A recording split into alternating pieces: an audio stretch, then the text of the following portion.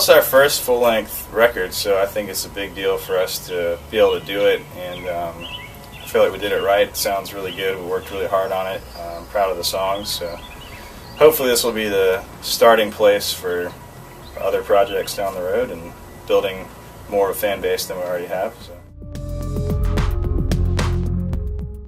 I chose Archer Avenue Studio and Eric in particular because we've done our first EP with Eric. And really, for both projects, there hasn't been like a set band. And Eric's really good, I think, at working with songwriters and developing them and helping them get their songs as polished as they can be for a project. I think he and I work really well together. He's also, ever since the first EP, he's been playing with the band live, so I think he knows me well and what I wanted out of the project. And so it suited me well to work with him and at Archer Avenue Studio. At the end of the day, I play music because I love it, and there's not really a better reason to do something than that, I don't think. As far as what people get out of my music, I hope that they find enjoyment listening to it, and that it, there's a lot of records I just love throwing on in the car or whatever, and they're just fun to listen to and sing along with, and I guess I would hope that for someone else and for my music. So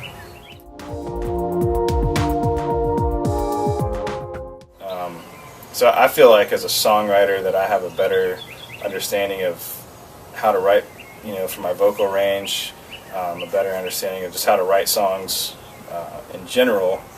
And songwriting is about communication, so I think I've developed that skill a lot more. Like I know how to communicate what it is I'm trying to, I think, to an audience much better after that year of really working on those songs for this record.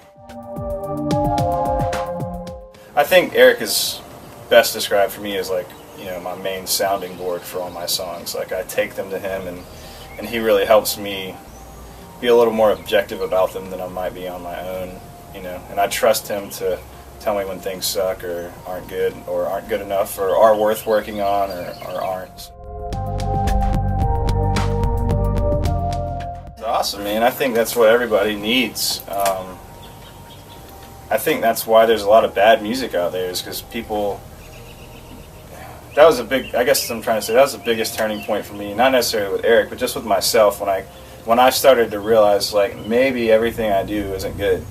And when you can figure that out as a writer, then you don't sweat it. You're like, well, that song's not good, and I'm gonna move on to the next one. And it's even if it wasn't good, you can always learn from your mistakes. And I think that a lot of probably young songwriters or people that view themselves as overly artistic or whatever never reach that point. But like I said earlier, the goal of songwriting is communicating, and if what you're doing isn't communicating what you're trying to, then you need to do something else. And so I think it's great when Eric tells me things like, that melody line needs some more work.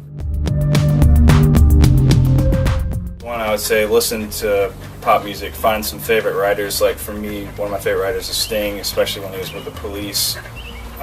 Peter Gabriel, Tom Petty is probably right in that group, if not my favorite songwriter. So just find guys that you really like and admire and try to figure out what it is they're doing.